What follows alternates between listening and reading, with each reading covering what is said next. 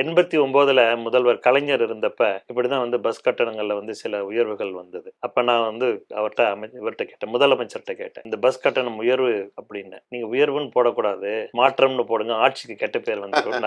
அந்த மாதிரி ஒரு எதுனாலும் இப்ப மின் கட்டணம் உயர்வுனாலும் பஸ் கட்டணம் உயர்வுனாலும் அது ரெண்டும் உங்களோட டிபார்ட்மெண்ட். இப்ப இது ரெண்டுத்துக்கு இப்ப வாய்ப்பு இருக்கா? இல்ல, பஸ் பேருந்து கட்டணம் கட்டணம் வந்து நீங்க அந்த 5 ஆண்டுல வந்து நம்ம கை வைக்கவே இல்லை.